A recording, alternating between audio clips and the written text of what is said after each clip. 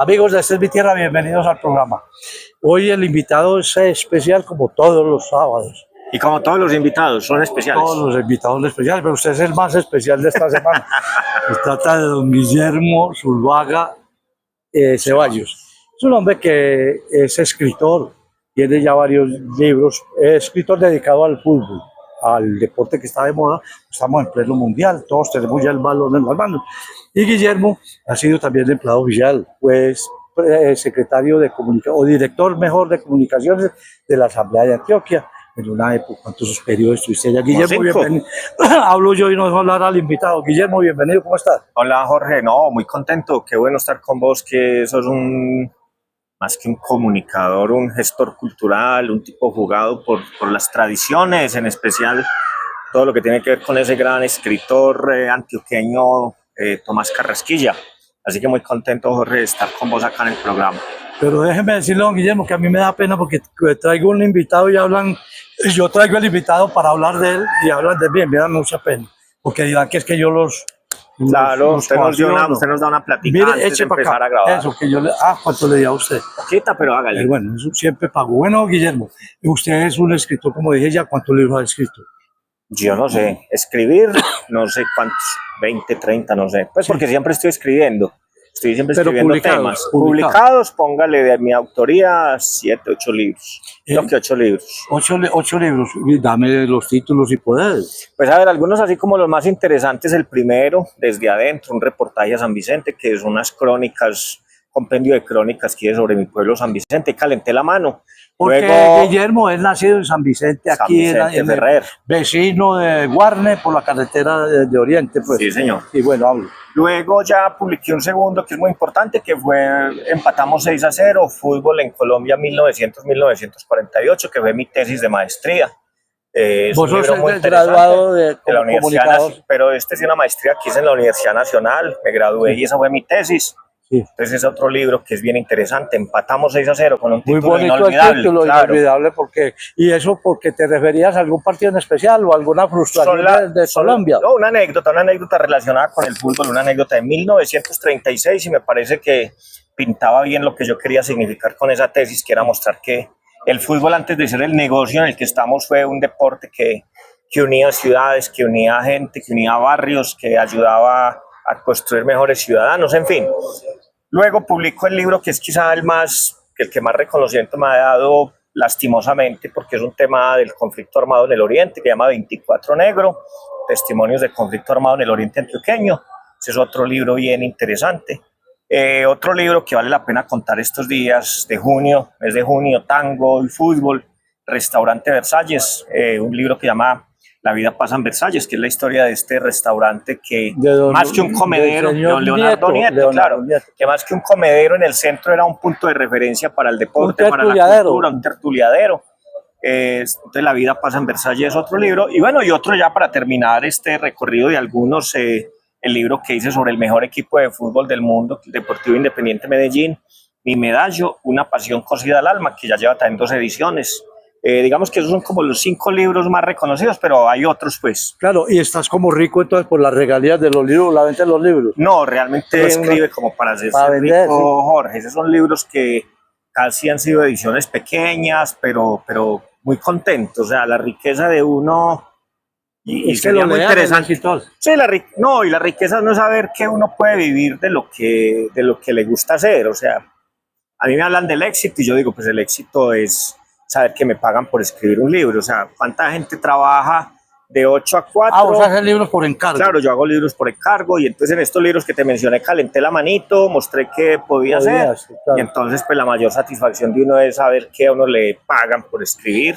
Tengo varios libros, pues como te digo, que he escrito, que la gente no sabe que yo los escribí en la modalidad que es muy conocida en Estados Unidos del ghostwriter, escritor fantasma. O sea, hay muchos libros que autores figuran como que los hubieran escrito, pero finalmente soy yo. Eso se llama ghostwriter, y digamos que eso es lo que más me... ¿Y uno vive de eso? Claro. Pues el escritor. Claro, es como cuando vos sabes que yo fui, lo decías ahora, director de comunicaciones de la Asamblea de Antioquia, Le tocaba hacer discursos y uno veía al presidente de la asamblea, Y la gente secretario, aplaudiendo. y uno realmente esos discursos los habíamos escrito. Y para los presidentes los hacen, claro, y para los gobernadores, los que asesores. muchas veces. Entonces, mira, finalmente siempre estamos escribiendo por encargo. Donde estemos nos tocará en esta labor de comunicadores siempre estar escribiendo.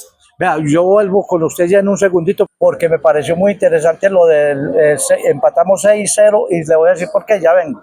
Cada pedalazo mueve algo más que una bicicleta. Hoy contamos con un sistema de movilidad sostenible en funcionamiento gracias a una ciudadanía que cuida lo que es de todos. Recuperamos estaciones, reutilizamos piezas, reparamos y ensamblamos nuevas bicicletas para que rueden con más fuerza. Porque con Encicla avanzamos cuando la movilidad nos conecta. Área Metropolitana del Valle de Aburrá. Uno de los retos más grandes que tenemos en Medellín es la falta de suelo para construir. Esto nos obligó a pensar distinto y de ahí nacieron los recreos.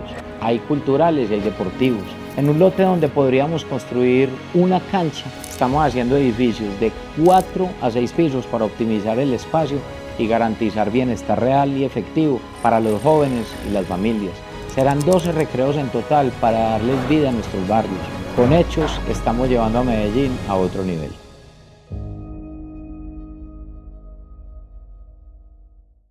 Para decir la verdad, de 5 años para acá no se ha visto esas inundaciones, ¿no? Yo tengo 20 años de ser pescador, 20 años. En este momento estamos en el río Cauca, que se encuentra con el río Nechí. Pues el río, pues hasta el momento no le digo que se ha portado muy bien. En todo este año que tenemos por delante, el que pasó y este que tenemos, hasta el momento ha estado muy bien el río. Sí, como pescadores que somos, siempre uno se rebusca para el sustento de la familia. Pues de 2 años para acá, pues ha estado muy bien la excelencia de la pesca, ¿sí me entiendes? ¿Para qué le vamos a echar mentiras? Acá las inundaciones muy poquito. Para acá, aquí en este municipio, porque desde que esa muralla está ahí, gracias a Dios nosotros hemos estado muy bien en respecto a eso.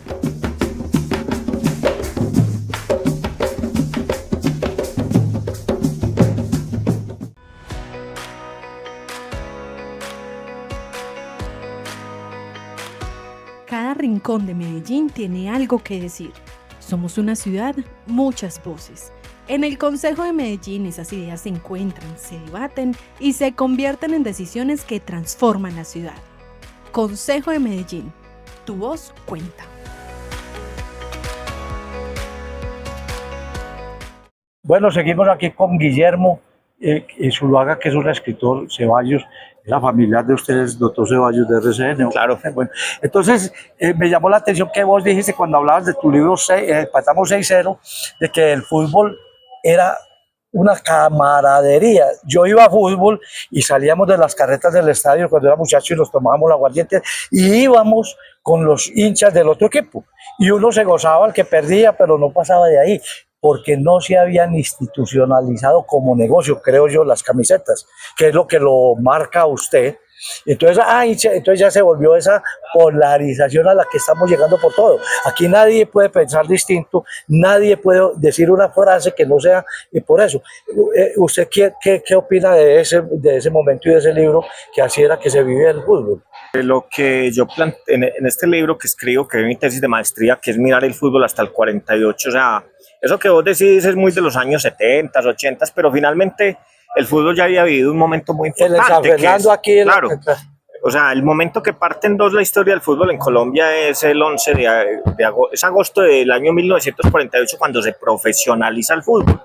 ¿Qué significa profesionalizar? Que a la gente ya le van a pagar por jugar, entonces eso ya va a marcar un antes y un después, porque antes del 48 la gente jugaba era por amor, por gusto, por ocupar el tiempo libre, pero ya cuando a usted le empiezan a pagar ya empieza como a marcarse un quiebre. Y claro, ya después viene los años 70, 80, 90 que se populariza o que el tema del marketing deportivo se vuelve tan importante, las grandes marcas que empiezan a meter plata, a patrocinar equipos, entonces la Nike, Adidas, en fin, que empiezan a patrocinar las camisetas. Entonces ya la camiseta dejó de ser ese con el que se distingue a la gente en el barrio para ser ya la camiseta de una marca. Además de que tiene que representar al equipo de fútbol, también está representando una marca. Entonces ya como que se empieza como a sacralizar mucho también esa prenda y entonces ya eso se lleva a las barras, ¿cierto? Y entonces ya no solo la camiseta, sino los trapos que ellos llevan ahí a la barra, y entonces la pelea por un trapo, porque no es el trapo, sino que es que, o sea, eso le empiezan a meter una cantidad de asuntos simbólicos, económicos, que es lo que va a llevar a la violencia que hemos vivido. Pero entonces, claro, la tesis que yo hago plantea la antítesis, ese fútbol donde la gente hacía vacas o hacía natilleras para armar un equipo, irse a jugar a otro pueblo, a otra ciudad. Entonces, por ejemplo, esa anécdota que le digo del empatamos 6-0, se la voy a contar como para que entendamos por qué ese título.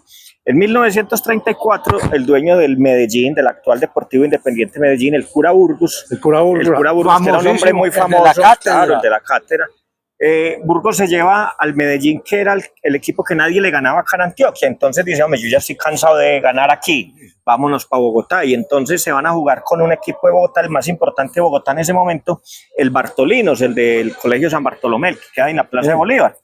Entonces ese equipo era el mejor, entonces se enfrentaba el mejor de Antioquia contra el mejor de Bogotá. Pero el Medellín tenía tanta fama que todo el mundo empezó a apostarle al Medellín, pues a apostar 100 pesos, 20 pesos. Lo que la gente apostaba ahí tan como por mamar gallo, por decirlo de alguna forma, y resulta que el Medellín llegó pues con esa fama y eso mandaba cartas Burgos acá a Medellín diciendo, no, la sensación, nos quieren como estrellas, en fin, y todo el mundo nos apuesta.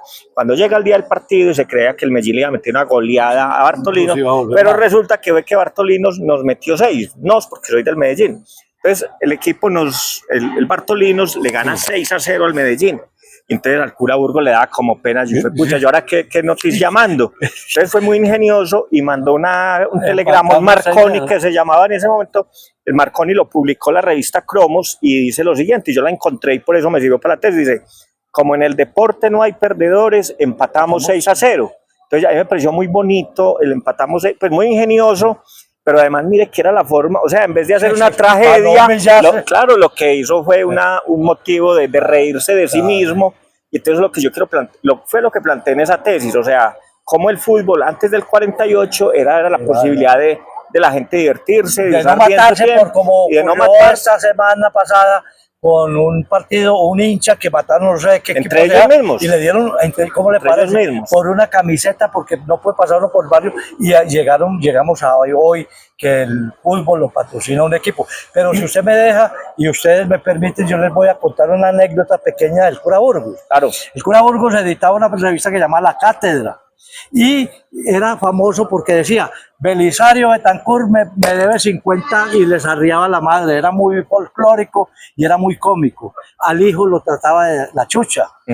Tuvo una historia con Montecristo que llevó a Montecristo a contar chistes y cobraba la entrada, y Montecristo se dio cuenta porque cuando fue al baño, bueno, pero eso, los políticos gozaban porque, o sea, no le pagaban el aviso que valía 50 o 100 pesos por el hecho de que este desgraciado hijo de tantas me debe 50 pesos. Volvamos al cuento de que ahora el fútbol ya está, que hoy en día el fútbol lo está patrocinando una casa de apuestas, y eso, con todo respeto, yo no creo, pero eso debe traer corrupción, o se ven partidos raros, no sé, o sea, ya todo se comercializó y se polarizó, don Guillermo. Sí, señor.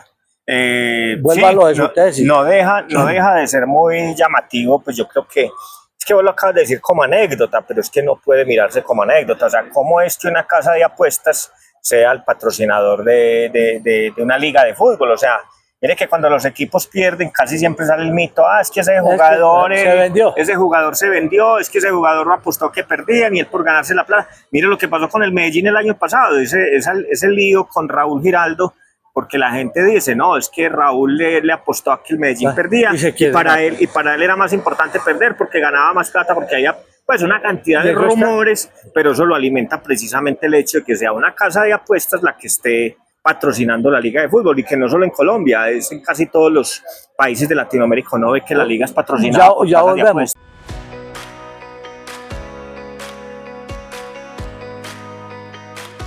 Cada rincón de Medellín tiene algo que decir.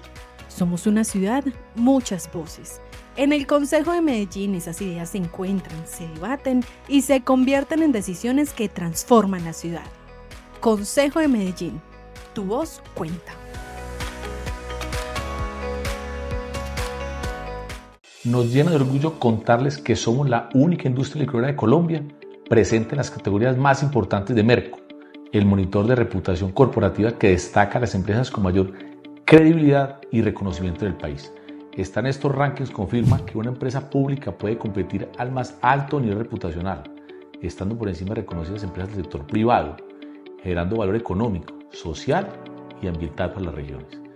Estos logros reflejan una gestión responsable, transparente y alineada con los más altos estándares empresariales, así como el compromiso y la dedicación de todo nuestro equipo, de esta, la fábrica de todos los colombianos. Uno de los retos más grandes que tenemos en Medellín es la falta de suelo para construir. Esto nos obligó a pensar distinto y de ahí nacieron los recreos. Hay culturales y hay deportivos. En un lote donde podríamos construir una cancha, estamos haciendo edificios de 4 a 6 pisos para optimizar el espacio y garantizar bienestar real y efectivo para los jóvenes y las familias. Serán 12 recreos en total para darles vida a nuestros barrios. Con hechos estamos llevando a Medellín a otro nivel.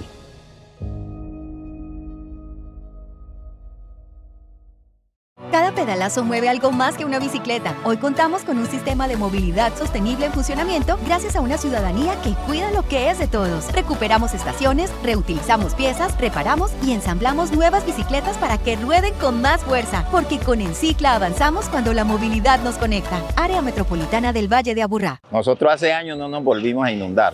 Nosotros aquí en los barrios, de invasión más que todo, que son los barrios de por la parte de atrás, se inundan los barrios, pero es debido a las lluvias.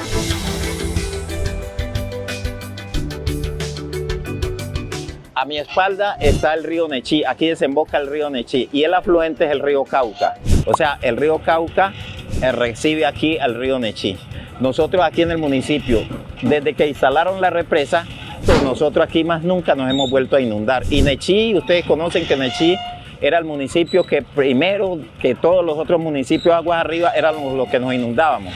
Todo el mundo venía a socorrernos a nosotros y en estos tiempos, hace años ya que nosotros no padecemos esa situación. Nosotros, además de la información, hemos recibido unas ayudas de parte de EPM y la Cruz Roja, como son los kits de primeros auxilios, que eso ha sido de mucha importancia para el municipio. Hemos recibido capacitaciones y hemos estado muy protegidos por parte de EPM y la Cruz Roja.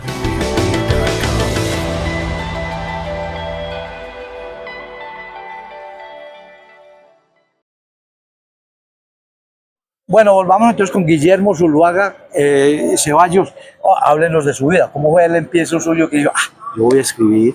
Porque usted fue comunicador, ya lo hablábamos de la asamblea, cuándo escribiste tu primer libro y cómo se llamaba o cuál fue pues, como tu primer ensayo, lo voy a lanzar allá en San Vicente o aquí, cómo llegaste a ser escritor. Pues digamos que hay dos circunstancias. Primero es el amor que uno ha tenido siempre por las historias, porque le cuentan historias. Ya digamos como que en la niñez pues tuve la fortuna que me tocó escuchar radio en el radio viejo de mis abuelos, entonces de ahí me viene ese gusto por escuchar historias. Luego viene como una reflexión y es que uno como comunicador finalmente uno tiene que ser un poco como guardián de la memoria, ¿cierto? Sí. Uno tiene que ayudar a preservar, o sea, desde el periodismo, desde la comunicación uno puede ayudar a conservar la memoria de los pueblos. Y entonces a mí me queda como tiempito, cuando me gradué me pude ir a trabajar a San Vicente, regresé a mi pueblo y yo empecé a escuchar muchos viejos ahí que me contaban historias muy bacanas y yo las grabé. La tradición oral. Que claro, y entonces yo esa tradición oral lo que hice, recogí todas esas historias y empecé a transcribirlas, a organizarlas y terminó pues como le digo publicando mi primer libro en el año 2000, o sea, yo apenas tenía 25 años en ese momento. Publiqué mi primer libro y digamos que eso ya se le vuelve uno como una costumbre, ya cuando uno hace el primer libro ya quiere otro y otro y ya las circunstancias lo van llevando a uno hasta que eso se vuelve, sí, se vuelve un método de trabajo, pero también un método de vida. O sea, finalmente uno termina por siempre estar escribiendo, por sentir esa necesidad de escribir, entonces ha sido muy interesante porque como te decía ahora, esa necesidad que yo tengo, pues afortunadamente también me la pagan, ¿cierto? A uno lo llaman para escribir libros de temas muy diversos. He escrito historias de fútbol, como decías ahora, pero también he escrito sobre el dirigente político más importante de Antioquia, sobre tango, porque en fin. Usted es un gran, es que yo quiero que como ahora estamos en modo mundial y como usted es un gran conocedor del tango, usted, sin ser de Manrique, como yo, pues que soy de Manrique, pero ahora andan en el furor en el furor del tango. Claro, este es el mes del tango, junio. El mes de junio y Gardel, pero hombre, usted que es de un pueblo montañero y que habla de esas historias, me parece pues una especie de crimen de lesa patria de que apoyen tanto el tango y me parece muy bien. Yo bebí mucho con el tango, me lo sé todos, pero usted hablaba ahora de que yo hago una obra que es un lío aquí, pues para que pase. Pero yo quiero que hable también cómo fue que empezó usted, tal vez por llegar a un suelo argentino allá al Versalles con don Leonardo Nieto, cómo empezó usted a gustarle el fútbol y el tango que se relaciona, que hay muchas canciones. ¿Cómo usted ha escrito historias del tango también? Sí, claro, sí, claro. Y finalmente, pues para uno escribir la historia del restaurante Versalles, que les decía ahora que es uno de los libros que más quiero. ¿Cómo se llama? Ese restaurante Versalles, pues obviamente el libro que llama La vida pasa en Versalles. Lleva 40 y pico de años, murió. No, pues ese libro, ese negocio es del 61, imagínese. Tiene, casado con tiene 65 años en este momento. No, Tita era concuñada de él. ¿Tita Duarte era?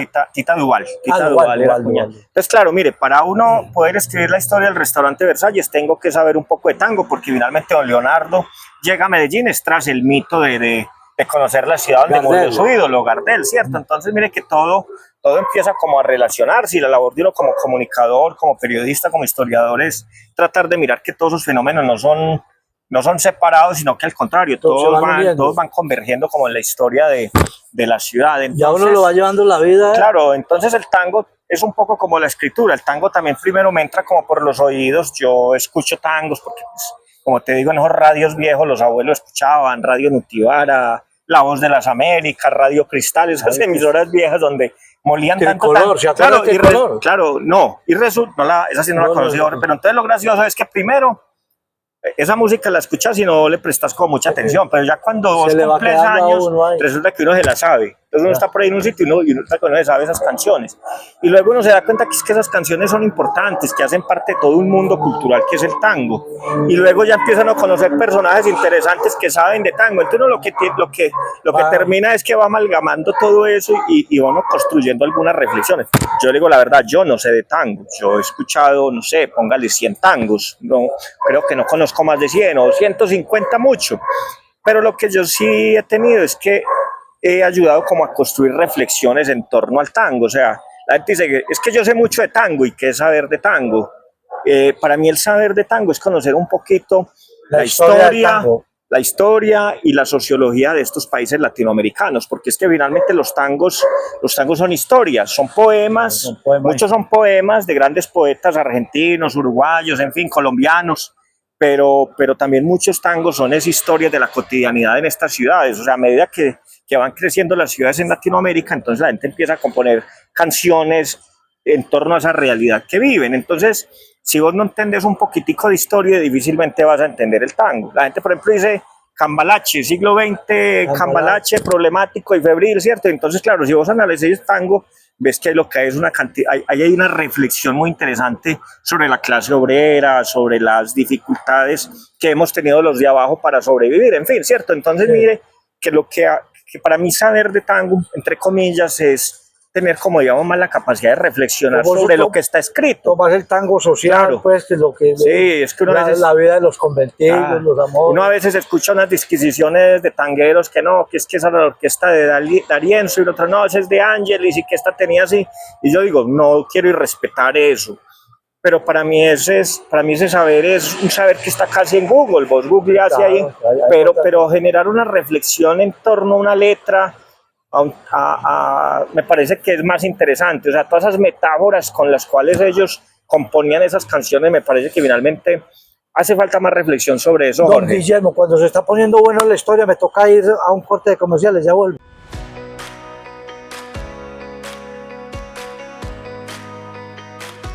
Cada rincón de Medellín tiene algo que decir. Somos una ciudad, muchas voces. En el Consejo de Medellín esas ideas se encuentran, se debaten y se convierten en decisiones que transforman la ciudad. Consejo de Medellín, tu voz cuenta. Uno de los retos más grandes que tenemos en Medellín es la falta de suelo para construir. Esto nos obligó a pensar distinto y de ahí nacieron los recreos. Hay culturales y hay deportivos. En un lote donde podríamos construir una cancha, estamos haciendo edificios de 4 a 6 pisos para optimizar el espacio y garantizar bienestar real y efectivo para los jóvenes y las familias. Serán 12 recreos en total para darles vida a nuestros barrios. Con hechos estamos llevando a Medellín a otro nivel.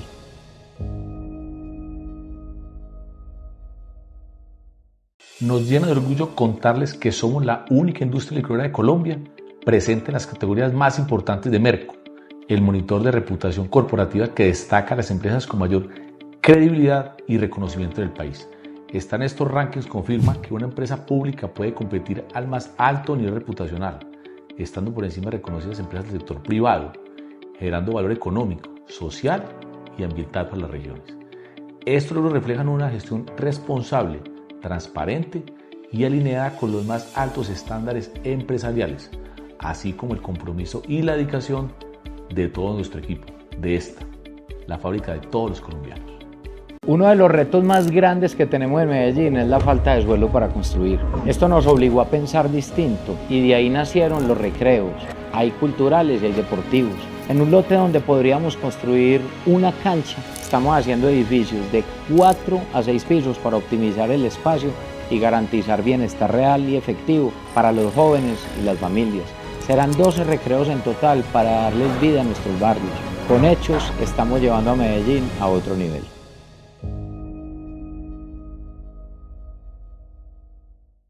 Es muy bueno hablar con los que saben y por eso estábamos hablando de tango, pero ya el tango es para otro programa. Habría que hablar de mucho tango. Pero como ahora estamos en modo fútbol, ¿qué equipo le ha puesto usted? Francia. Francia. Sí, me encanta. Pero a Francia no le va por Mbappé, ¿o qué? No, me gusta mucho. Por lo mismo, vuelvo a lo del tango, las reflexiones que pueden surgir en torno a un equipo de fútbol. Yo recuerdo que la selección de Francia en los años 80 tenía 2 negros. Y ahora hoy tiene un blanco. Un blanco, La selección de Alemania, que era una mano de monos altísimos. Que no los aceptaba. No sé si vos te has dado cuenta que también tiene 7, 8 negros. Todos. Y muchos de rasgos árabes incluso. Entonces, mire cómo el fútbol le sirve a uno también como para darse cuenta de los cambios sociales y culturales que estamos viviendo. Entonces, fenómenos como la inmigración, el racismo van a ser muy interesantes, además de lo económico que hablábamos ahora. O sea, este va a ser un mundial diferente, es el primero que se juega en 3 países. Mire, imagínese un mundial que se juega en 3 países, cuando primero eso era toda una fiesta en torno a un país, ahora lo hacemos en 3. Pero ya perdóneme, lo interrumpo, Guillermo, con lo que usted hablaba para que se me va la paloma, usted sabe que los videos ya no tengo memoria. Aquí hubo un debate cuando el Londero, que era argentino, lo nacionalizaron por Colombia y eso lo veían como una ofensa a la patria. Y mire que ahora usted está hablando de que Alemania, y es cierto, y todos los países europeos tienen gente de color, negros, nacionalizados de sus países y defienden un país porque había un poeta que decía que uno es de donde le va bien. ¿Cierto? Esos muchachos juegan fútbol, allá le ha ido bien. Ahora hay un colombiano que está nacionalizado en México y creo que es un gran jugador, yo no recuerdo el nombre. Siga, hombre, qué pena. No, es que de eso se trata, de conversar. Entonces, mire, Jorge, cómo el fútbol nos permite hacer una lectura de la sociedad. Entonces, si bien hay todavía unos fenómenos lastimosamente de racismo en algunos países, pero miramos también cómo otros ya se están abriendo, ya están entendiendo que finalmente aquí somos todos habitantes de un planeta. Entonces uno ve que Francia muy hábilmente coge toda esa capacidad física que tienen esos negros y los lleva como un poco al orden que es muy de ellos, ¿cierto? A esas ideas que ellos tienen como franceses, que son el alma francesa, y logran construir un equipo bien interesante que físicamente, racialmente son negros, pero realmente sus comportamientos son muy franceses, muy... Entonces, eso es lo que hace interesante. Fenómenos como esto, o no sé, pues mire cómo uno podría analizar lo que está pasando en el mundo a partir de una anécdota, entre comillas.